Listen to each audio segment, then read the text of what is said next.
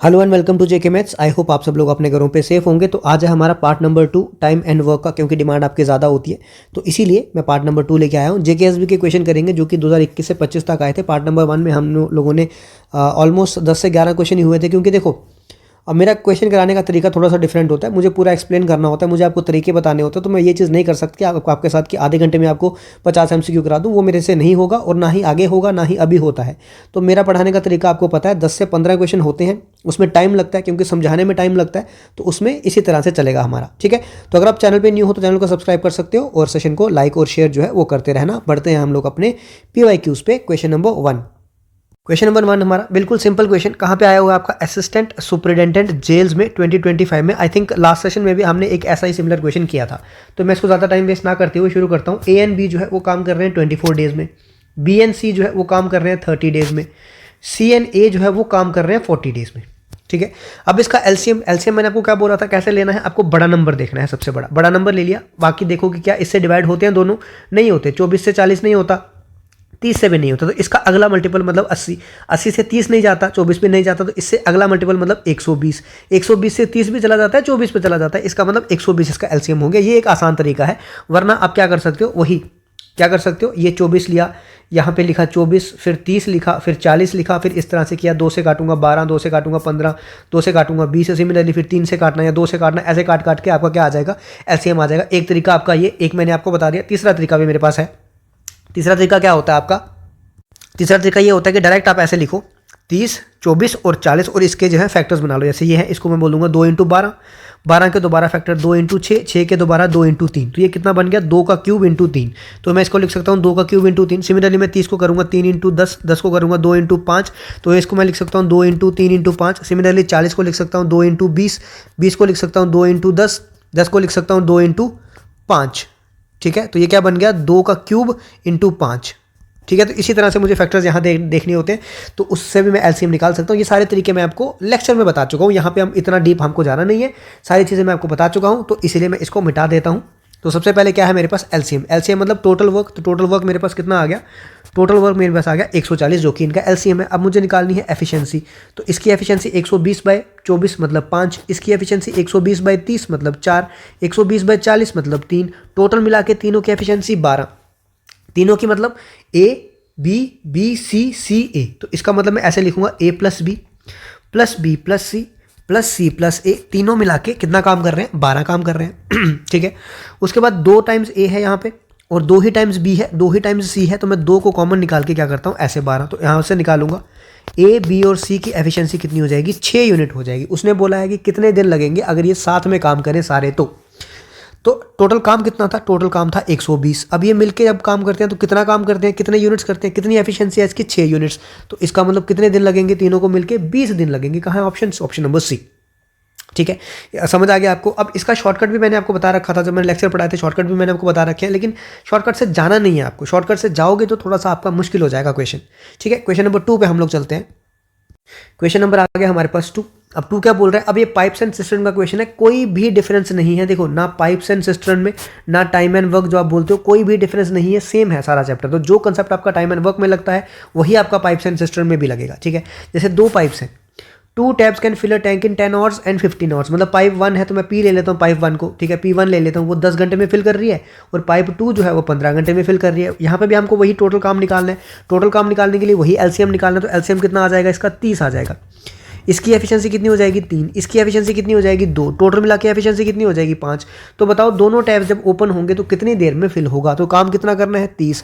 दोनों मिलकर करते कितना है, 5। तो कितने घंटे लगेंगे, 6 घंटे लगेंगे। बस बात खत्म। वही कंसेप्ट सेम। कहाँ पे आया हुआ है, अगेन ये आया हुआ है किस एग्जाम में, असिस्टेंट सुपरिटेंडेंट जेल्स 2025। और इसका सिलेबस मैंने आपको पहले ही बता रखा है। JKPSI का जो सिलेबस है सेम सिलेबस है, डिट्टो, एक भी चेंज नहीं है, सेम कॉपी किया है, सेम सिमिलर, ठीक है। तो आप लोग मतलब अंदाजा लगा सकते हो कि JKPSI में भी किस तरह के क्वेश्चन आपके आ सकते हैं। क्वेश्चन नंबर 3 पे मूव करते हैं। अब देखो क्वेश्चन नंबर 3 समझने से पहले ना मैं आपको एक चीज़ बता देता हूँ। एक कंसेप्ट मेरे से समझ लो थोड़ा सा, फिर आगे बढ़ते हैं। देखो जैसे कि मैं क्या करता हूँ, मेरे पास एक टैंक है, ठीक है, ये टैंक है मेरे पास। और मैंने क्या बोला, ये टैंक मेरे पास कितना है, फुल है पूरा। क्या बोला मैंने, टैंक जो है मेरे पास पूरा फुल है। और मैंने बोला क्या कि इसमें 10 बकेट्स लगे, मतलब 10 बाल्टियां लगी और मेरा ये टैंक क्या हो गया, फुल हो गया। अगर मुझे कोई ये पूछे कि बताओ टैंक की कैपेसिटी कितनी है, क्या?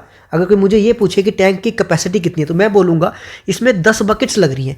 एक बकेट में मेरा अगर 1 लीटर पानी आता है, इसका मतलब 10 बकेट लग रही हैं, इसका मतलब 10 लीटर इसकी क्या होगी कैपेसिटी। क्यों? क्योंकि मैंने 10 बकेट्स डाली, 10 बकेट्स डालने से क्या हो गया, ये भर गया। और एक बकेट में अगर 1 लीटर आ रहा था, इसका मतलब 10 लीटर से ये पूरा टैंक भर जा रहा है, इसका मतलब इसकी कैपेसिटी कितनी है, 10 लीटर है। ये आपको कंसेप्ट समझ आ गया? अगर ये कंसेप्ट समझ आ गया तो अब हम आगे बढ़ते हैं। देखो ध्यान से, अब मैं मिटाता नहीं हूँ, यहीं पे इसको ऐसे ही रखता हूँ थोड़ा सा आपको समझाने के लिए। देखो अब क्या बोल रहा है क्वेश्चन का, पहली लाइन पढ़ो। To fill a tank 25 buckets of water is required. 25 बाल्टियाँ लगती है एक टैंक भरने के लिए। मतलब ये टैंक है, मान लो ये टैंक कितना है, ये टैंक फुल है, इसको भरने के लिए कितनी बाल्टियाँ लगती है, 25 बकेट्स लगती हैं। अब मुझे क्या पता एक बकेट में कितना है, जैसे मैंने आपको पीछे समझाया कि मैं मान लेता हूँ कि एक बकेट में 1 लीटर है। अब मुझे यहाँ तो नहीं पता एक बकेट में कितना होगा, तो मैं मान लेता हूँ एक बकेट में कितना लीटर पानी आता है, x लीटर पानी आता है। क्या बोला मैंने मान लिया एक बकेट में कितना पानी आता है, x लीटर। तो इसकी कैपेसिटी अगर कोई मुझे पूछेगा तो कितना हो जाएगा, क्योंकि 25 बकेट्स लगी तो 25x क्या हो जाएगी, इसकी टोटल कैपेसिटी हो जाएगी। इतना आपको समझ आया कि नहीं आया? आशा करता हूँ कि इतना आपको समझ जो है वो आ चुका होगा। टोटल कैपेसिटी आपके पास आ गई, ठीक है। अब वो बोल रहा है how much buckets of water will be required to fill the same tank if the capacity of the bucket is reduced to 2/5 of its present. अब वो बोल रहा है कि बकेट की कैपेसिटी जो है वो कितनी कर दी हमने, 2/5 कर दी। क्या कर दी, 2/5 कर दी बकेट की कैपेसिटी। अब जो ये कैपेसिटी थी, ये किसकी कैपेसिटी थी, ये टैंक की कैपेसिटी। तो मैं ऐसा लिख लेता हूँ, टोटल कैपेसिटी किसकी है, टैंक की है। अब वो क्या बोल रहा है, बकेट की कैपेसिटी कितनी कर दी, 2/5 कर दी। क्या बोला हुआ, कहाँ गया, हाँ 2/5 कर दी बकेट की कैपेसिटी। तो बकेट की कैपेसिटी पहले कितनी थी, x लीटर थी, अब वो कितनी कर दी, 2/5।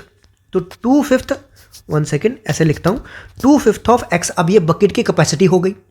अब कितनी बकेट्स लगेंगी, तो मैं मान लेता हूँ b बकेट्स लगेंगी।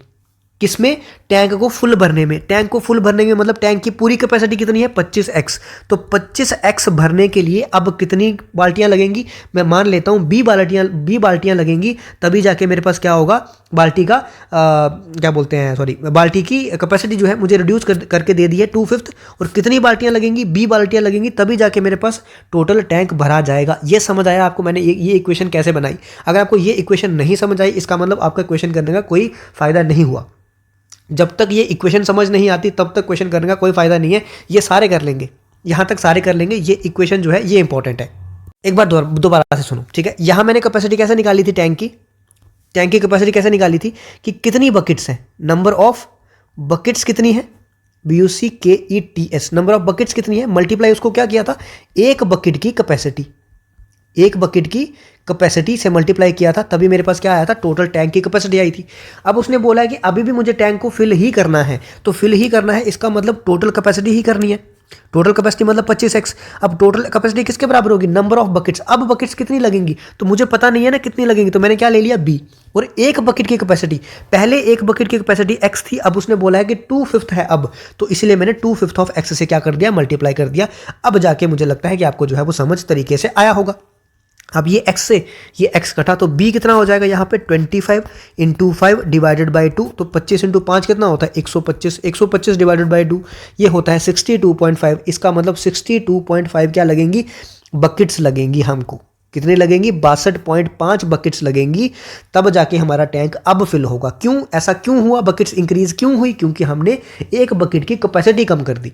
पहले एक बकेट की कैपेसिटी x थी, अब उसने हमने कैपेसिटी को कम कर दिया। जब कैपेसिटी को कम कर दिया तो नंबर ऑफ बकेट्स क्या हो जाएंगी, इंक्रीज हो जाएंगी। यही कारण था इस क्वेश्चन का, और ये बहुत अच्छे लेवल का क्वेश्चन था। ये मैंने आपको एक वाइल्ड लाइफ गार्ड का पेपर करवाया था, आंध्र प्रदेश का था शायद, या अरुणाचल प्रदेश, आंध्रा का था शायद, इसका करवाया था आपको मैंने। उसमें ये क्वेश्चन था, बहुत अच्छे लेवल का क्वेश्चन था, इसीलिए मैंने ये क्वेश्चन जानबूझ के इसमें ऐड किया। आशा करता हूँ आपको समझ आया होगा। आपको सेशन अगर पसंद आ रहा है तो सेशन को लाइक और शेयर जो है वो करते रहा करो। Question number 4। अब ये क्वेश्चन नंबर 4 है, ये मैं आपको करवाऊंगा नहीं, ये मैं बता देता हूँ आपको। ये आया है, पटवारी का एग्जाम हुआ था 2018 में, उसका ये एग्जाम है। अभी मैंने सिमिलर क्वेश्चन आपको अभी एक करवाया कि एक पाइप जो है वो 4 घंटे में, या पंप है एक जो 4 घंटे में फिल कर रहा है, एक है जो 7 घंटे में फिल कर रहा है, तो बताओ दोनों मिलकर कितने घंटे में करेंगे। अगर आपको इसका शॉर्टकट चाहिए तो इसका शॉर्टकट डायरेक्ट होता है A × B divided by A+B।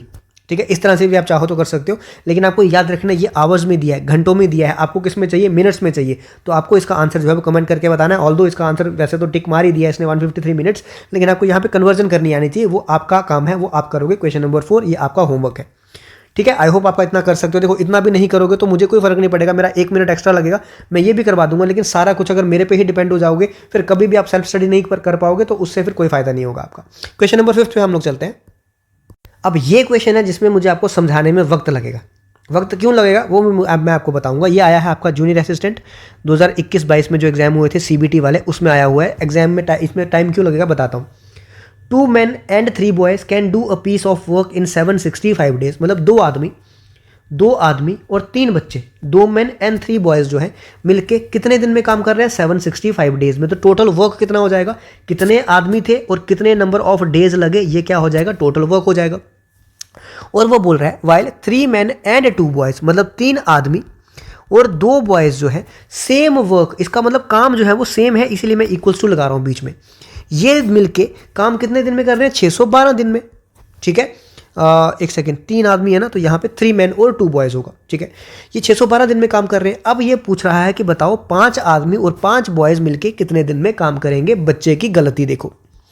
अब बच्चा गलती कहाँ करेगा, गलती सबसे पहले देखो, क्योंकि ये सबसे इंपॉर्टेंट यहाँ पे यही बताना है कि गलती कहाँ पे है। बच्चा क्या करेगा, 765 इंटू 2, 765 इंटू 3, यहाँ पे 612 इंटू 3, 612 इंटू 2। तो क्या आप ये कर पाओगे 1 मिनट 2 मिनट के अंदर? नहीं कर पाओगे, क्योंकि 765 इंटू 2 करना आसान काम नहीं है, 765 इंटू 3 करना आसान काम नहीं है, उसमें से फिर 6 ये मल्टीप्लाई करना, फिर उसमें से उसको सब्ट्रैक्ट करना, ये आसान काम नहीं है। इसीलिए इस क्वेश्चन को क्या करना है, इस क्वेश्चन को करना ऐसे ही है, तरीका यही है हमारे पास, लेकिन इसको भी करने का आगे तरीका है। क्या? अब आप इसको आसान कैसे बना सकते हो? इसको आसान बनाने का एक तरीका है, अगर कहीं किसी तरीके से ये चीज़ और ये चीज़ जो है ना वो छोटी हो जाए, मतलब ये 765 की जगह कोई छोटा नंबर आ जाए, 612 की जगह अगर छोटा नंबर आ जाए, तो कहीं ना कहीं मैं फिर मल्टीप्लाई करने में मुझे आसानी होगी। अब ये छोटा नंबर कैसे आ सकता है? क्या मैं इसको और इसको यहीं पे काट सकता हूँ क्या? बिल्कुल काट सकता हूँ। तो आप लोग देखो 3 से काट के देखो, जैसे 7 और 5 12, 12 और 6 18 होता है, इसका मतलब 3 से जाएगा।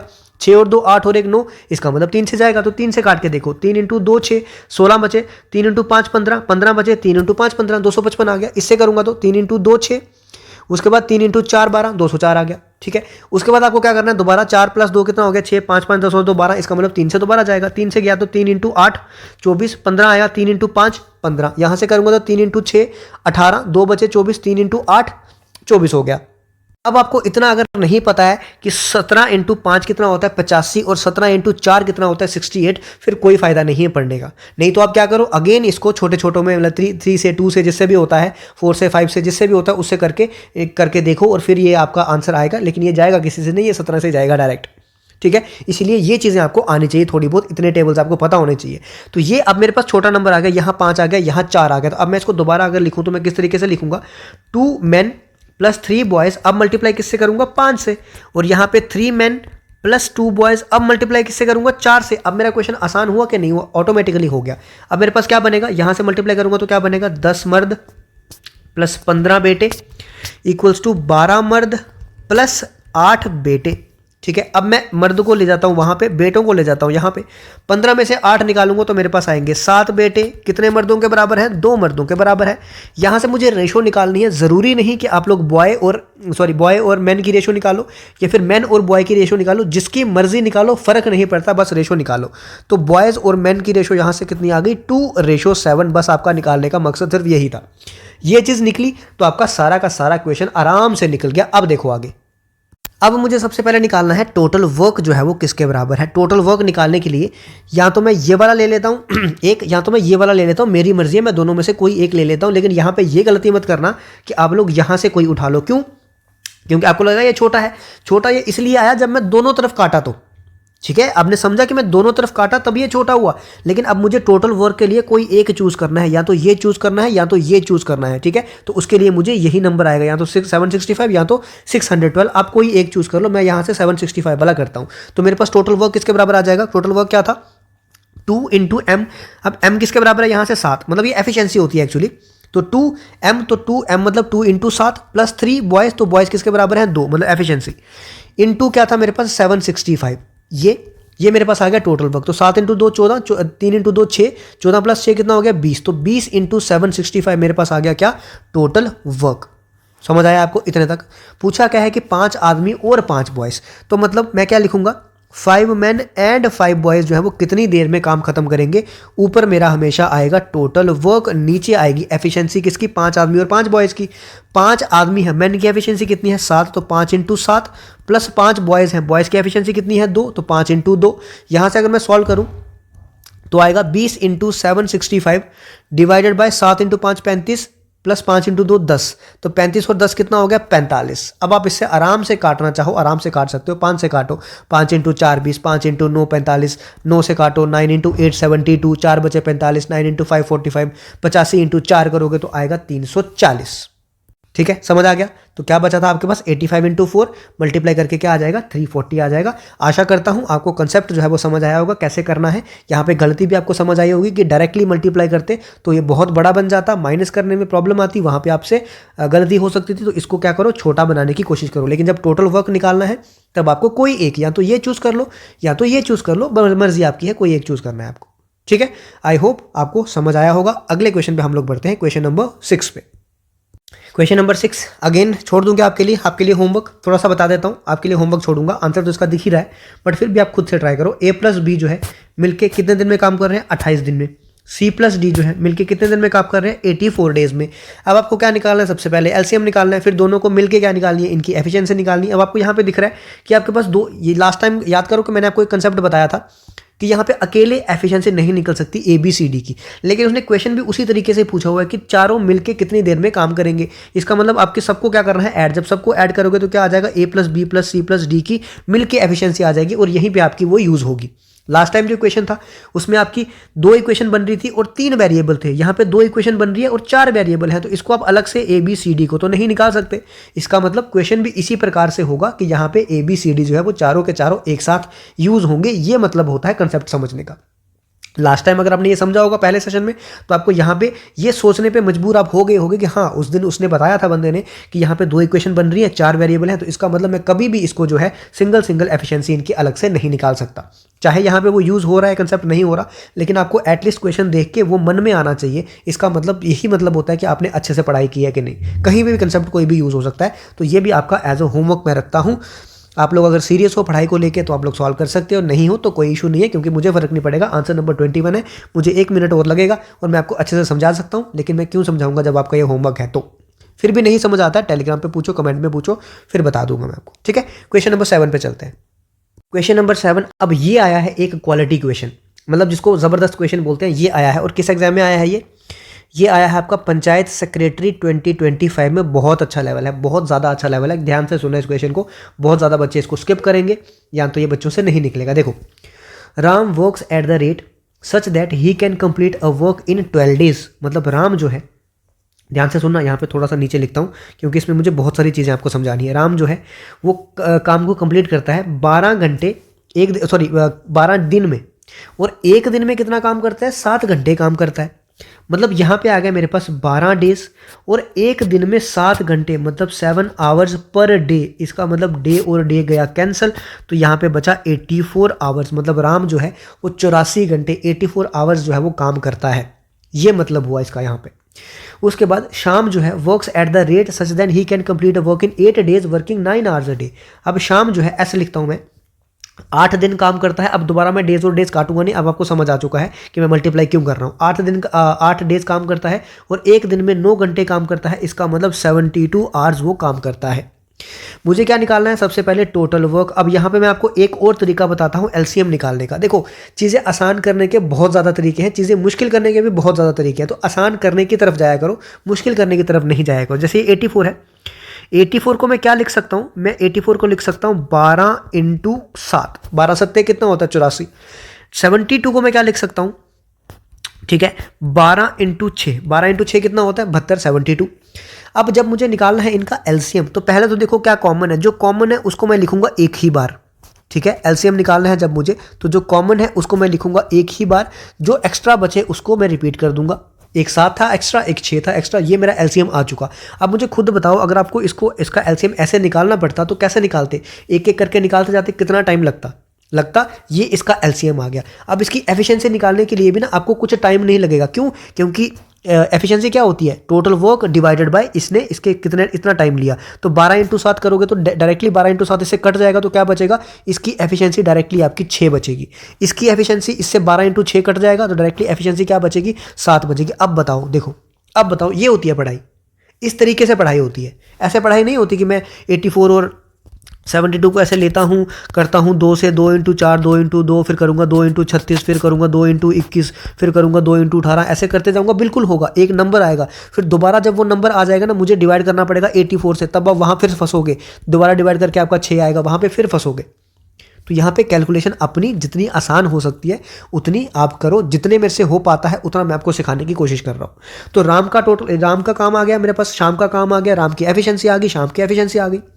अब मुझे पूछा गया है टोटल वर्क मैंने निकाल दिया। टोटल वर्क कितना आया, 12 × 7 × 6। अब मुझे ज़रूरी नहीं है मुझे इसको मल्टीप्लाई करना, बिल्कुल नहीं करना, क्यों करूँगा मैं। अब वो पूछ रहा है कि दोनों जब है एक साथ मिलके काम करेंगे, दोनों एक साथ मिलके काम करेंगे, तो मतलब मुझे क्या पूछा है, टोटल नंबर ऑफ डेज कितने लगेंगे। टोटल नंबर ऑफ डेज मतलब टोटल काम कितना करना है उनको, 12 × 7 × 6, और टोटल मिलके काम करते कितना है, 6 और 7, 6 और 7 कितना हो गया, 13 यूनिट्स काम करते हैं। और एक दिन में कितना करते हैं, 7 घंटे, तो मल्टीप्लाई बाय 7 घंटे हो जाएंगे। ये 7 से ये 7 गया, देखो कितना आसान हुआ कि नहीं। 12 × 6 72 डिवाइडेड बाय 13। अब मैं इसको मल्टीप्लाई पहले ही कर देता अगर, तो मेरे लिए काटना फिर से क्या हो जाता, मुश्किल हो जाता थोड़ा सा। लेकिन मैंने इसीलिए नहीं काटा क्योंकि मुझे अभी और कैलकुलेशन करनी थी, इसीलिए यहाँ पे 7 और 7 ऑटोमेटिकली कट गए। कितना बचा, 72/13, जो कि इसका आंसर हो जाएगा, आंसर नंबर बी। बहुत अच्छा क्वेश्चन है, बहुत अच्छा लेवल है। अगर आप सीखना चाहो तो मेरे फ्री लेक्चर से बहुत कुछ सीख सकते हो, आप बहुत ज़्यादा सीख सकते हो। बाकी आपकी मर्जी, आप नहीं सीखना चाहो तो आपको किसी भी टीचर्स के पास भेज दो, आप नहीं सीख पाओगे। लेकिन अगर आपको सीखना है तो आप कहीं से भी सीख ले जाओगे। क्वेश्चन नंबर 7 आपको समझ आया, सेशन पसंद आया तो सेशन को लाइक जो है वो ज़रूर कर दिया करो, और अपने दोस्तों के साथ भी शेयर कर दो। और यहाँ पे मैं थोड़ा सा आपके साथ शेयर कर दूँगा, जब आप चैनल पे जाते हो, यहाँ पे आपके पास टेलीग्राम और इंस्टाग्राम लिंक है, जहाँ जो आप ज्वाइन करके मेरे से डाउट जितने भी है वो पूछ सकते हैं। यहाँ पे आप कोर्सेज पे जब जाते हो, आपको यहाँ पे दिखते हैं JKSB के प्रीवियस ईयर MCQs, मतलब पेपर वाइज, जैसे ग्रेजुएट लेवल का पेपर था, पंचायत सेक्रेटरी का पूरा पेपर, और भी जितने पेपर हुए होंगे पूरे पेपर आपको यहाँ पे मिल जाएंगे। और जितने भी मैथ्स आपको पढ़ना है, जितने भी मतलब पेपर हैं, जितने भी एग्जाम है जिसका भी मैथ्स क्वांट पोर्शन है, यहाँ पे मिल जाएगा। JKPSI का एडवांस मैथ जो है वो यहाँ पे मिल जाएगा। ज्योमेट्री आपको सारी यहाँ पे मिल जाएगी, जितना पोर्शन है सारा आपको यहाँ पे मिलेगा।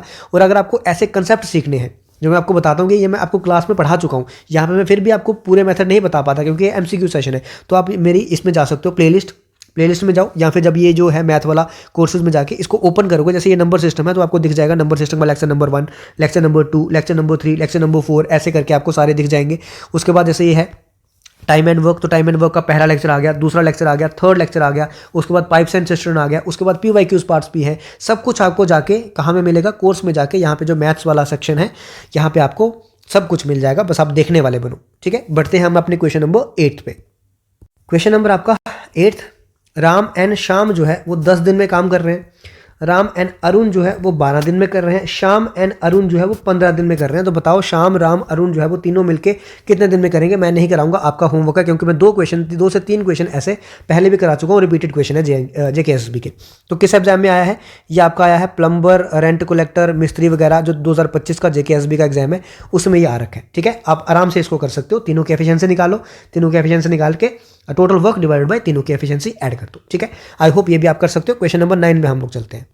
देखो, जिसमें टाइम वेस्ट नहीं होगा, मुझे नहीं करना आपका ज़बरदस्ती टाइम वेस्ट। ठीक है, X, Y and Z can complete a work in 6 days, मतलब X, Y और Z जो है मिलके 6 दिन में काम जो है वो अपना कंप्लीट करेंगे। यहाँ पे गलती देखो, यहाँ पे गलती क्या होगी बच्चों से, गलती देखो, X और Y। ठीक है, X और Y। अब यहाँ पे बच्चा गलती पता क्या करेगा, बच्चा इसको गलती से, मतलब जल्दबाजी में जब पढ़ेगा तो X और Y पढ़ लेगा, मतलब बच्चा लिखेगा X और Y मिलके जो है वो काम कर रहे हैं 16 दिन में, और यहीं पे हो जाएगी गलती। X और Y है, X और Y का क्या मतलब होता है, या तो X या तो Y, दोनों जो है वो कितने दिन ले रहे हैं, 16 दिन ले रहे हैं। यहाँ पे ये था, और आप क्या करते, आप करते X + Y + Z मिलके तो 16 दिन में कर रहे हैं, सॉरी 6 दिन में कर रहे हैं। X + Y कितने दिन में कर रहा है, 16 दिन में कर रहा है। यहाँ से भी आपका आंसर आता, और हो सकता है जो आंसर आता वो आपका यहाँ पे ऑप्शन में भी होता, लेकिन वो आपका हो जाएगा गलत। क्यों, क्योंकि बीच में क्या है, और है। तो इन चीज़ों को जो है आपको ध्यान देना है। आपको कोई फ़र्क नहीं पड़ता कौन पढ़ा रहा है, आप मेरे से पढ़ो, आप किसी और से पढ़ो, उससे फ़र्क नहीं पड़ता है, लेकिन आपको ये चीज़ें जो है वो ध्यान देनी है। आपको पता चल गया। अब देखो, अब मुझे क्या निकालना है, अब मुझे निकालनी है इसकी क्या, एफिशिएंसी। एफिशिएंसी के लिए मुझे पता है कि मुझे 16 का क्या लेना पड़ा, मल्टीपल। 16 का मल्टीपल लेना पड़ेगा, तो 16 तो 6 से नहीं जाता। ठीक है। उसके बाद मुझे अगला मल्टीपल देखना है 32, 32 भी 6 से नहीं जाता। उसके बाद मुझे अगला मल्टीपल देखना है मतलब 48, 48 तो चला जाता है 6 से। इसका मतलब इसका एलसीएम कितना हो जाएगा 48। इसका मतलब टोटल वर्क कितना हो गया मेरे पास 48। इसकी एफिशिएंसी देखूँ तो 6 इंटू 8 कितना होता है 48। इसकी एफिशिएंसी 16 इंटू 3, इसकी एफिशिएंसी 16 इंटू 3 सॉरी। इसका मतलब एक्स की एफिशिएंसी कितनी आ रही है, यहाँ पे लिखता हूँ एक्स की एफिशिएंसी है 3, y की एफिशिएंसी है 3 और x प्लस वाई प्लस जी की मिलके कितनी है 8। इसकी 3 है, इसकी 3 है, तो इसका मतलब इसकी कितनी बची 2। तो z की एफिशिएंसी कितनी हो जाएगी 2। आ गया समझ। अब आपको पूछा है कि in how many days z alone can finish the work. अब z जो है वो एलोन कितने दिन में खत्म करेगा, तो टोटल वर्क कितना है 48, z की एफिशिएंसी कितनी है 2, तो कितना दिन लेगा 24 दिन लेगा इसको खत्म करने में। समझ आया आपको? बिल्कुल आ गया होगा, क्यों नहीं आया होगा? किस लेवल में आया, किस एग्जाम में आया हुआ है? Matric level exam 2024। ठीक है, अच्छा क्वेश्चन था, बहुत अच्छा था, मतलब मैट्रिक लेवल के हिसाब से तो बहुत अच्छा क्वेश्चन था, क्योंकि गलती के चांसेस बहुत ज़्यादा थे। मैं भी यहाँ पे गलती कर सकता था, आप चाहे ग्रेजुएट लेवल के हो चाहे कुछ भी हो, यहाँ पे आप गलती आराम से कर सकते हो। क्वेश्चन नंबर 10 पे हम लोग चलते हैं। क्वेश्चन नंबर 10 क्या बोल रहा है? ए प्लस बी टुगेदर मिलके 18 दिन, ए प्लस सी टुगेदर मिलके 12 दिन, बी प्लस सी मिलके 9 दिन। अब यहाँ पे देखो, पहले क्वेश्चन क्या होते थे कि ए प्लस बी प्लस सी मिलके कितने दिन में कर रहे हैं, लेकिन यहाँ पे थोड़ा सा डिफरेंट है कि यहाँ पे बी एलोन पूछा गया है। क्या पूछा गया है? बी का एलोन पूछा गया है। तो इसका मतलब पहले मुझे क्या निकालना पड़ेगा इनका? पहले मुझे निकालना पड़ेगा इनका एलसीएम। अब एलसीएम निकालने के लिए मुझे क्या दिख रहा है यहाँ पे कि 18 सबसे बड़ा नंबर है। 18 का मैं क्या लूँगा? पहले तो देखो 18 9 तो जाता है 18 से, सॉरी 18 तो जाता है 9 से, लेकिन 12 से नहीं जाता। इसका मतलब इसका अगला मल्टीपल है 36। इसका मतलब 12 भी जाएगा 9 भी जाएगा तो 36 क्या आ जाएगा इसका एलसीएम। इसका मतलब टोटल वर्क कितना आ गया 36। तो ये चीज़ें आपको अब आनी चाहिए। अब मैं बहुत चीज़ें आपको बहुत बार ये समझा चुका, अब आनी चाहिए। टोटल वर्क 36, इसकी एफिशिएंसी 2, इसकी एफिशिएंसी 3, इसकी एफिशिएंसी 4। समझ आया आपको मैंने क्यों किया ऐसा? बिल्कुल समझ आया होगा, क्यों नहीं आएगा समझ। उसके बाद अब आपको क्या करना है, देखो अब आपको ऐड करो दोनों को, तीनों को। A plus B plus A plus C plus B plus C मिलके एफिशिएंसी कितनी है 4 3 7 और 2 9। तो मिलके एफिशिएंसी कितनी है 2। यहाँ पे क्या आ रहा है 2 बार ए 2 बार बी और 2 बार सी, इसीलिए मैंने 2 कॉमन निकाला तो ये बन गया ऐसे। तो यहाँ से आया ए प्लस बी प्लस सी की एफिशिएंसी कितनी है 9/2 मतलब 4.5। हमको निकालना किसका है? बी एलोन का निकालना है। इसका मतलब मुझे बी की एफिशिएंसी निकालनी पड़ेगी कि नहीं। अब आप यहाँ से देखो कि अगर मेरे पास ए प्लस बी प्लस सी की एफिशिएंसी कितनी है 4.5, तो मुझे बी की निकालनी है। इसका मतलब मुझे कहीं ना कहीं ए और सी को यहाँ से रिप्लेस करना है, लेकिन मुझे यहाँ पे दिख रहा है कि ए और सी की एफिशिएंसी कितनी है 3। तो ए और सी की जगह मैं क्या कर दूंगा 3 पुट कर दूंगा। तो 3 प्लस बी किसके बराबर आ जाएगा 4.5। तो बी की एफिशिएंसी कितनी आ जाएगी 1.5। आई होप आपको ये समझ आया होगा। बी की एफिशिएंसी कितनी आई 1.5 आ गई। जब बी की एफिशिएंसी आ गई तो बी के नंबर ऑफ डेज किसके बराबर होंगे? टोटल वर्क कितना है 36 डिवाइडेड बाय 1.5। 1.5 को मैं 15 इंटू 10 ऐसे लिख सकता हूँ। ठीक है, इतना समझ आया आपको मैंने क्यों किया ऐसा। अब यहाँ से भी मैं 15 की जगह इसको 3 इंटू 5 लिख सकता हूँ। बिल्कुल, 3 से गया तो 3 से जाऊँगा तो 3 इंटू 1, 3 इंटू 2, 5 से गया 5 इंटू 2, 12 इंटू 2 24। तो 24 डेज लग जाएंगे। आशा करता हूँ कि आपको समझ आया होगा। ठीक है, क्या कंसेप्ट यूज होना था इसमें बी एलोन पूछा था। क्या पूछा था? B Elon. बी एलोन के लिए मुझे कहीं ना कहीं ए और सी को क्या करना था, यहाँ से निकालना था। ए और सी को निकालने के लिए मैंने ए और सी को यहाँ पे एफिशिएंसी से रिप्लेस कर दिया। अगर सी पूछा होता तो मुझे ए और बी को रिप्लेस करना पड़ता उसकी एफिशिएंसी से। अगर ए पूछा होता तो मुझे यहाँ पे बी और सी को रिप्लेस करना पड़ता उसकी एफिशिएंसी से, ताकि मैं जो पूछा है मैं वो निकाल सकूँ। आशा करता हूँ कि आपको समझ आया होगा। सेशन को लाइक और शेयर जो है वो कर देना। क्वेश्चन नंबर 10 हो गया हमारा। क्वेश्चन नंबर 11 पे चलते हैं। क्वेश्चन नंबर 11 देखो, क्वेश्चन नंबर 11 क्या बोल रहा है? पी एंड क्यू जो है वो दोनों मिलके 18 दिन में काम कर रहे हैं। मतलब पी और क्यू मिलके कितने दिन में काम कर रहे हैं 18। पी अकेला जो है वो 27 डेज में काम कर रहा है। पी अकेला 27 डेज में काम कर रहा है। तो एक मैथड आपके पास क्या आ गया, 27 का मल्टीपल देख लो। थर्ड मल्टीपल आपके पास क्या आ जाएगा 54 आ जाएगा। उसके बाद अगर आप ये नहीं, थोड़ी सेकंड मल्टीपल 54 आ जाएगा जो 18 से भी जाता है, बिल्कुल सही। लेकिन आपको अगर वैसा नहीं करना तो मैंने आपको एक और तरीका बताया कि 18 को मैं लिख सकता हूँ 9 इंटू 2, 27 को मैं लिख सकता हूँ 9 इंटू 3। जो कॉमन है उसको एक बार लिखो, बाकी जो बचा उसको लिख दो। ये क्या आ जाएगा मेरा एलसीएम। अब एलसीएम आ गया तो एफिशिएंसी किसके बराबर होगी? जब इस एलसीएम को, टोटल वर्क को डिवाइड करूंगा इससे, तो 9 और 2 तो चले जाएंगे, बचेंगे कितने 3। तो इसकी एफिशिएंसी 3। यहाँ 9 और 3 चला जाएगा, बचेगा कितना 2। तो इसकी एफिशिएंसी 2। कैसे किया चलो देखो एक बार मैं बता देता हूँ आपको, किसी बच्चे को कन्फ्यूजन ना हो। यहाँ पे आएगा 9 into 2 into 3 divided by 9 into 2। तो ये तो इससे कट जाएगा, तो इसकी एफिशिएंसी कितनी आ जाएगी 3। यहाँ पे आ जाएगा total work 9 into 2 into 3 divided by 9 into 3 मतलब 27। 9 इंटू 3 यहाँ से कट गया तो एफिशिएंसी कितनी बची 2। अब मुझे खुद बताओ पी की एफिशिएंसी कितनी है 2 है सर। P प्लस क्यू की मिलके कितनी है 3। अगर P की 2 है तो Q की कितनी होगी, 1 होगी, तभी तो ये 3 बनेगा। इसका मतलब P की एफिशिएंसी अगर 2 है तो Q की एफिशिएंसी कितनी होगी, 1 होगी। बोल रहा है कि Q अकेला कितने दिन में काम कर रहा होगा। टोटल वर्क कितना है मेरे पास, 9 इंटू 2 इंटू 3, और Q की एफिशिएंसी 1, तो कितने दिन में काम कर रहा होगा, 9 इंटू 2 18, 18 इंटू 3 54, तो 54 डेज लगेंगे Q को काम करने के लिए। ठीक है, अब एक बात मुझे बताओ दिल पे, ठीक है, सही सही सही बताना, दिल पे हाथ रख के मुझे बताओ आपको समझ आ रहा है कि नहीं।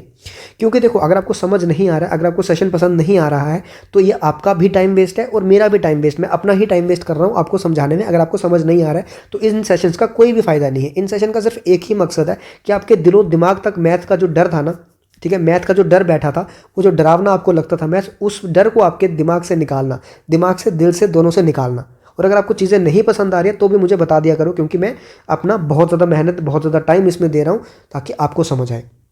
ठीक है, अगर दिल से समझ आ रहा है तो एटलीस्ट मुझे कमेंट करके बता दिया करो कि हाँ भैया, दीदी, अंकल, आंटी, जो भी बोलो कि समझ हमें आ रहा है, बिल्कुल अच्छा चल रहा है। आप लोग ऐसे ही कंटिन्यू करते रहो। क्वेश्चन नंबर 12 पे हम लोग चलते हैं। चलो भैया, क्वेश्चन नंबर कितना, 12। अब ये क्वेश्चन मैं आपको करा चुका अभी सेम, कि ए एंड बी जो है वो 15 दिन में काम खत्म कर रहे हैं। ए और बी मिलके कितने दिन में काम खत्म कर रहे हैं, 15 दिन में। और बी अकेला जो है वो 20 दिन में कर रहा है। अभी मैंने आपको सेम क्वेश्चन कराया, ऐसा सिमिलर क्वेश्चन कराया, ठीक है। तो अब मैं चाहता हूँ कि आप एज अ होमवर्क करो।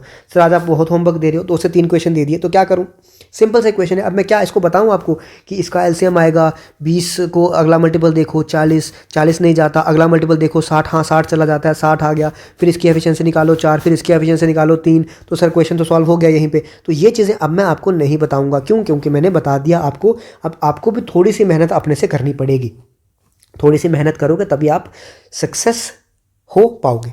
ठीक है, क्वेश्चन नंबर 13 पे चलते हैं। और हाँ, एटलीस्ट मुझे कमेंट करके बता दिया करो यार। देखो मैं होमवर्क नहीं दूंगा, मुझे कोई फर्क नहीं पड़ेगा। मैं 4 क्वेश्चन अगर मैंने होमवर्क दिए, अगर 4 क्वेश्चनों में 1-1 मिनट भी लगाता, 1.5 मिनट भी लगाता, तब भी मेरे पास 6 से 7 मिनट वीडियो के इंक्रीज हो जाते। जो मिनट वीडियो मेरी 30-35 मिनट की बननी है, मेरी तो 40 मिनट की बन जाती। मुझे क्या फ़र्क, मुझे तो उससे फ़ायदा होता और मेरे तो ज़्यादा व्यू टाइम बढ़ता। लेकिन जो क्वेश्चन आप कर सकते हो उसमें मुझे आपका टाइम वेस्ट नहीं करना, बस यही मकसद है। क्वेश्चन नंबर 13 पे चलते हैं। तो क्वेश्चन नंबर आ गया 13। A can do a piece of work in 4 hours. A जो है वो 4 घंटे ले रहा है। बी और सी मिलके कितने घंटे ले रहे हैं, 3। सी और ए मिलके कितने घंटे ले रहे हैं, 2। तो बताओ भैया बी अकेला जो है वो कितने घंटे लेगा। अभी मैं आपको बता चुका कि बी क्या है, अकेला। तो थोड़ा सा ध्यान से क्वेश्चन को पढ़ना। 4 3 2 कुछ भी कॉमन नहीं है, बिल्कुल कॉमन है। यहाँ पे 4 को मैं क्या लिख सकता हूँ, 2 इंटू 2 लिख सकता हूँ। अब देखो यहाँ पे एलसीएम निकालने का तरीका, या तो आप क्या करो, तीनों को मल्टीप्लाई कर दो। 4 इंटू 3 कितना होता है, 12, 12 इंटू 2 कितना होता है, 24। अब 24 भी ले सकते हो, कोई दिक्कत नहीं है। या तो आप क्या करो, जो मैंने आपको बताया कि यहाँ पे 4 को क्या लिख सकता हूँ, 2 इंटू 2। अब 2 इंटू 2 में यहाँ पे देखो 2 कॉमन है, तो जो चीज़ कॉमन है उसको मैं क्या लिखूंगा, एक ही बार। इन दोनों में क्या है, 2 कॉमन, तो उसको लिखूंगा एक ही बार। बाकी जो बचा क्या, एक 2 यहाँ से बचा, एक 3 यहाँ से बचा, तो ये मेरा क्या आ जाएगा, एलसीएम 3 इंटू 6, 6 इंटू 2 12, ये मेरा एलसीएम आ जाएगा। अगर आप निकालोगे तब भी आपका 12 आएगा। आप 24 भी ले सकते हो, 36 भी ले सकते हो, 48 भी ले सकते हो, मर्जी आपकी, मैंने आपको कल बताया था। एलसीएम आ गया। एलसीएम जब आ गया तो ए की एफिशिएंसी किसके बराबर आ जाएगी, अब मैं आपको ये मिटा देता हूं। ए की एफिशिएंसी किसके बराबर आ जाएगी, 3 के बराबर। बी प्लस सी की एफिशिएंसी किसके बराबर आ जाएगी, 4 के बराबर। सी प्लस ए की एफिशिएंसी जो है वो किसके बराबर आ जाएगी, 6 के बराबर। ठीक है, इतना समझ आया। निकालना क्या है, बी एलोन, बी का अकेला निकालना है। अब बी का अकेला निकालना है, इसका मतलब मुझे ए और सी की एफिशिएंसी पता होनी चाहिए ना। तो मैं क्या करता हूं, पहले तीनों को ऐड कर देता हूं। तो A plus B plus C plus C plus A मिलके जो है वो 6 4 10 और 3 12, सॉरी 10 और 3 13। इसका मतलब 13 यूनिट ये काम कर रहे हैं। इसमें ए आ रहा है 2 बार, तो 2 बार ए, प्लस सी आ रहा है 2 बार, और बी आ रहा है 1 बार, तो मिलके 13 काम कर रहे हैं। 2 कॉमन निकाल देता हूँ, ए प्लस सी प्लस बी मिलके 13 काम कर रहे हैं। अब देखो ये मैंने आपको खुद बताया कि यहाँ पे 3 इक्वेशन थी और 3 ही वेरिएबल थे, तो आप इक्वेशन भी सॉल्व करते तब भी आपका आंसर आ जाता। लेकिन मुझे डायरेक्टली यहाँ से ए प्लस सी आ गया, और ए प्लस सी की एफिशिएंसी मुझे डायरेक्टली कितनी पता है, 2 पता है। तो मैं यहाँ पे डायरेक्टली लिख सकता हूँ 2 प्लस बी, और ये 13 दिन। यहाँ से बी की एफिशिएंसी आ जाएगी 13 माइनस 4, जो कि कितनी आ जाएगी, 9। समझ आया आपको क्या हुआ यहाँ से। तो बी की एफिशिएंसी यहाँ से कितनी आ गई, 9 यूनिट्स आ गई। देखो मैंने यहाँ पे गलती कर दी, आपने किसी ने नोट किया यहाँ पे गलती होगी मेरे से। गलती क्या हुई, मैंने क्या किया, ए प्लस सी की जगह एफिशिएंसी 2 ले ली। लेकिन ये एफिशिएंसी नहीं थी भैया, ये डेज थे, ये आवर्स थे। एफिशिएंसी कहाँ थी, यहाँ पे। ठीक है, तो मैंने एक बार आगे लिखा थोड़ा सा, तो मैं खुद ही भूल गया कि ये एफिशिएंसी नहीं, एफिशिएंसी ये है। तो इसीलिए क्वेश्चन हो गया हमारा गलत। यहाँ 2 नहीं, एफिशिएंसी की जगह क्या आएगा, 6। ठीक है, क्योंकि एफिशिएंसी क्या है, ए प्लस सी की 6 है। तो 6 इंटू 2 कितना हो गया, 12। तो 13 माइनस 12 यहाँ पे आएगा, तो एफिशिएंसी कितनी हो जाएगी, बी की 1 हो जाएगी। जब बी की एफिशिएंसी 1 होगी तो बी के नंबर ऑफ डेज कितने लगेंगे, टोटल वर्क जो कि कितना है 2 into 2 into 3 divide by B की एफिशिएंसी मतलब 1, 3 इंटू 2 6, 6 इंटू 2 12, इसका मतलब नंबर ऑफ डेज कितने लगेंगे, 12 लगेंगे। ठीक है, अगर आप यहाँ चाहते थे कि ऐसा नहीं करना, आप लोगों के पास एक और तरीका था। एक और तरीका क्या था, देखो ध्यान से सुनो, मैं यहाँ पे एक सेकंड रुको ज़रा, मैं आपको यहाँ पे बताता हूँ कि क्या तरीका था। देखो ए प्लस सी ए की एफिशिएंसी सबसे पहले किसके बराबर थी, 3 के बराबर। बी प्लस सी की एफिशिएंसी किसके बराबर थी, 4 के बराबर। सी प्लस ए की एफिशिएंसी किसके बराबर थी, 2 के बराबर। अब देखो यहाँ से ध्यान से सुनना, ए की एफिशिएंसी 3, तो ए की एफिशिएंसी मतलब यहाँ पे मैं कितनी रखता, 3।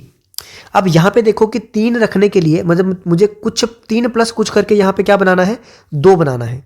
फिर से वही गलती, 2 नहीं 6 है भैया एफिशिएंसी, क्यों हो रहा है मेरे से बार बार ये। तो इसका मतलब ए की कितनी थी, 3, तो क्या रखूंगा यहाँ पे कि 3 प्लस 3 मिला के क्या बने, 6, तो यहाँ पे 3 रखूंगा तभी तो ये 6 बनेगा। इसका मतलब सी की एफिशिएंसी भी कितनी होगी, 3 होगी। जब सी की एफिशिएंसी यहाँ पे 4 है तो कितनी रखूंगा यहाँ पे कि मिला के एफिशिएंसी 4 आएगी। सी की अगर 3 है तो यहाँ पे 1 रखूंगा तभी तो मिला के 4 आएगा, तो यहाँ से बी की डायरेक्टली एफिशिएंसी आ गई 1। नहीं समझ आया, दोबारा से एक बार सुनो।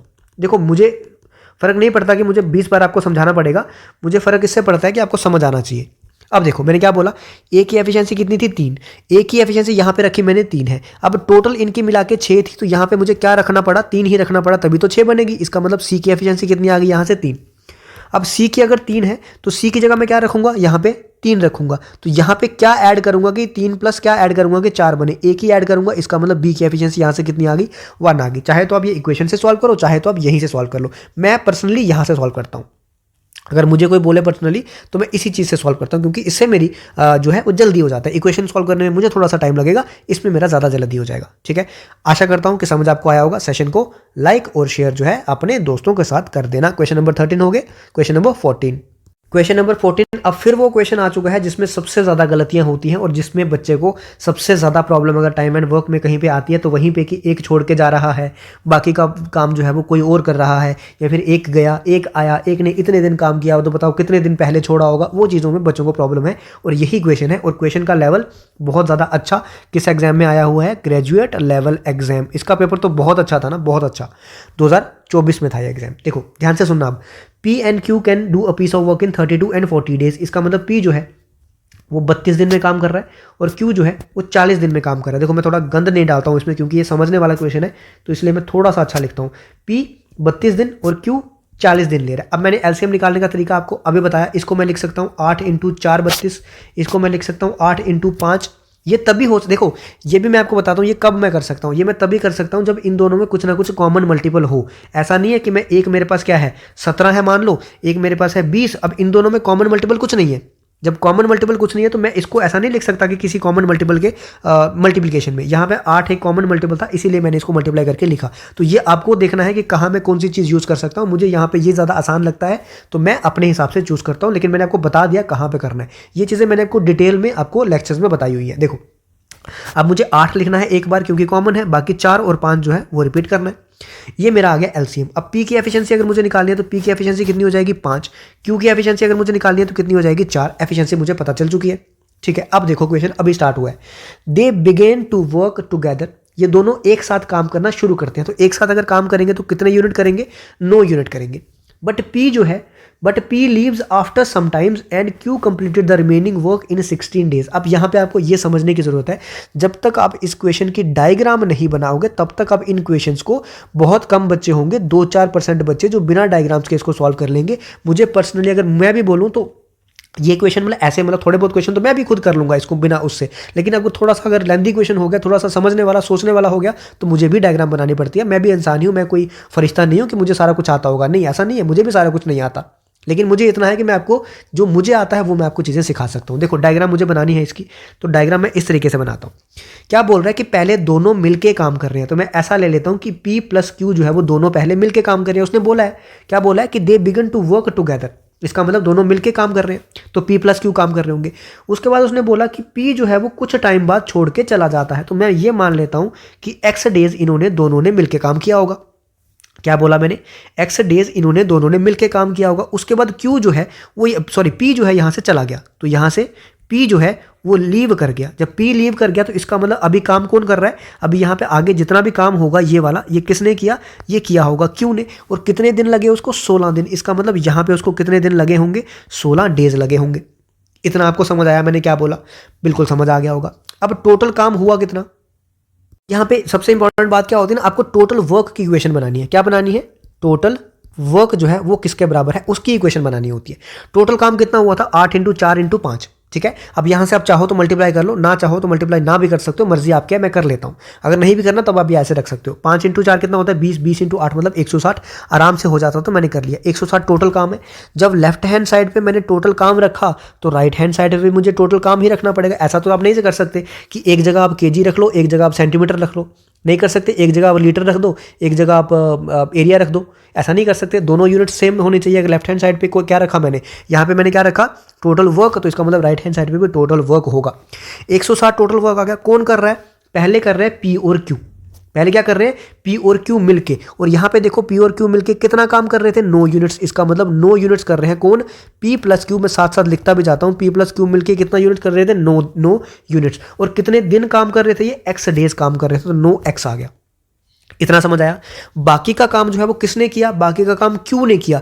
क्यू कर कितना रहा है, 4 यूनिट्स। तो इसका मतलब ये काम किया किसने, सिर्फ क्यू ने। तो क्यू 4 यूनिट्स कर रहा है और कितने दिन किया, 16 दिन। तो मल्टीप्लाई बाई 16, ये मेरे पास बन चुकी इक्वेशन। अगर ये भी अभी आपको समझ नहीं आती है तो इसका मतलब इससे ज़्यादा तो मैं आपको डीप नहीं ले जा सकता।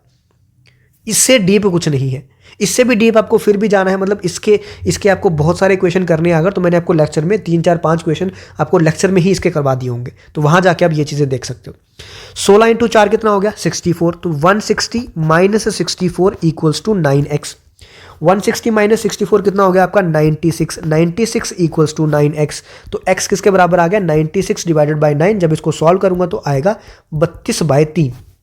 कितना आ गया, 32/3। और ये आया क्या, x की वैल्यू। x की वैल्यू क्या थी कि जब p ने काम किया, मतलब p और q मिलके काम कर रहे थे ना, x दिन के बाद p जो है वो चला गया था। वही उसने बोला कि how many days did p, after how many days did p leave.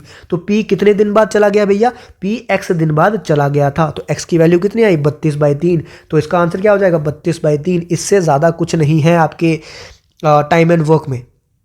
ये चीज़ें बहुत ज़्यादा इंपॉर्टेंट है। आपका कौन सा कंसेप्ट, आपका अल्टरनेट डेज का कंसेप्ट। अब देखो थोड़ा सा आपको मैं झलक देता हूँ हमने लेक्चर्स में क्या किया था। देखो जैसे लेक्चर 2 था तो मैंने आपको यहाँ पे बताया था कि मेरा मैन डे और वर्क वाला कंसेप्ट यहाँ पे चलेगा। तो जितने भी क्वेश्चन यहाँ पे हुए, पहले मैंने आपको कंसेप्ट बताया क्या होता है, उसके बाद जितने भी क्वेश्चन हमने किए सारे मैन डे वर्क वाले, जितने भी हो सकते थे, जितने भी मैं पढ़ा सकता था, चाहे वो जेकेएसबी के होंगे, चाहे वो प्रीवियस ईयर होंगे, चाहे वो एसएससी का होगा, चाहे किसी पीसीएस का होगा, जो भी होगा, जितने भी एसबीआई के, सीजीएल के, सब क्वेश्चन मैंने आपको इस कंसेप्ट पे करवाए। उसके बाद फिर मैंने क्या किया, आपको अल्टरनेट डेज वाला कंसेप्ट बताया, जो कि सबसे ज़्यादा इंपॉर्टेंट है। यही कंसेप्ट है जिसमें बच्चों को प्रॉब्लम आती है। मैंने सारे कंसेप्ट आपको बताए, हर एक जितने बन सकते थे इसमें सारे कंसेप्ट आपको बताए। उसके बाद मैंने आपको क्वेश्चन साथ साथ में मैंने कंसेप्ट पढ़ाए होंगे, साथ साथ में आपको क्वेश्चन और बताते भी जाता था किस में आए हुए हैं, क्या नहीं है, किसका क्वेश्चन है, ये सारे आपको यहाँ पर मैंने बताए। उसके बाद नेक्स्ट मैंने कंसेप्ट बताया कि जब कोई चला जाता है तो देखो यहाँ पे क्वेश्चन आपको दिख रहे हैं कि पी जो है वो कुछ दिन में कर रहा है, क्यू कुछ दिन में कर रहा है, कुछ दिन उन्होंने काम किया, उसके बाद पी लीव कर गया, फिर बाकी का काम क्यू ने किया। ये सारे कंसेप्ट मैं आपको करा चुका हूँ। देखो इसमें 2 मेथड आपको बता चुका हूँ, एक तो ये मेथड होता है, एक यहाँ पे मैं और मेथड बता चुका हूँ। यहाँ पे हम क्योंकि एमसीक्यू कर रहे हैं तो इतना हम नहीं पढ़ा सकता, तो यहाँ पे देखो सारी चीज़ें आपको एक एक करके आपको लेक्चर में पूरे मिलेंगी। बच्चा देखने वाला नहीं है, देखने वाला जो होगा उसने जिसने ये पढ़ा होगा उसको ये बहुत अच्छे से समझ आया होगा। देखो अभी बहुत क्वेश्चन पेंडिंग है। अगर मैं देखूँ ना अभी जेकेएसबी और भी बहुत सारे क्वेश्चन है, लेकिन सेशन बहुत लंबा है तो इसलिए मैं करवा नहीं सकता एक ही सेशन में सारे। अभी देखो ये गार्डनर में एग्जाम में आया, जेकेएसबी गार्डनर, जिसका अभी रिसेंट कल या आज वो आया ना, क्या बोलते हैं, प्रोविजनल लिस्ट, उसमें आया हुआ है।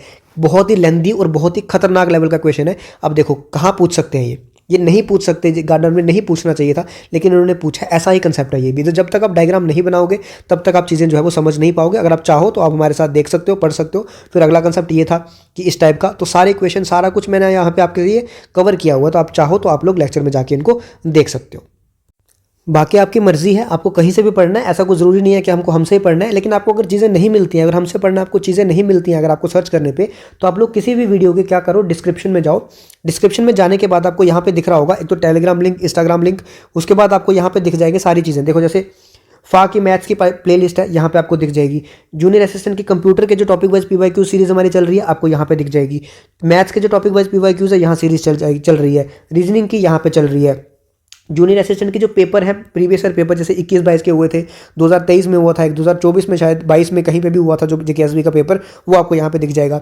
जो एप्टीट्यूड है बाकी सभी एग्जाम्स के लिए वो यहाँ पे दिखेगा। चैप्टर वाइज मैथ्स के पीवाईक्यूज आपको यहाँ पे दिख जाएंगे। उसके बाद बहुत सारी चीज़ें पेपर वाइज अगर देखें जेकेएसबी के प्रीवियस ईयर पेपर सब चीज़ें दिखेंगी, सी सेट के पीवाईक्यूज। तो इन शॉर्ट आपको सब चीज़ें मिलने वाली है। वीडियो के डिस्क्रिप्शन में ही आपको सारी चीज़ें मिलेंगी, कहीं आपको जाने की जरूरत है ही नहीं, कहीं सर्च करने की जरूरत ही नहीं है, वीडियो के डिस्क्रिप्शन में ही मिल जाएंगी सारी चीज़ें। तो अगर आपको अच्छा लग रहा है तो सेशन को लाइक और शेयर कर देना। आज का सेशन इतना ही। अब इसमें और भी पीवाईक्यूज बचते हैं, सेशन नंबर 3 में मैं ला सकता हूँ, आपकी डिमांड हुई तो आप लोग कमेंट करके बताना, अगर लाना होगा तो मैं 3rd सेशन में ले आऊँगा। तो आज के लिए इतना ही, मिलते हैं अगले लेक्चर में, तब तक के लिए tata, good night, bye bye, जय हिंद।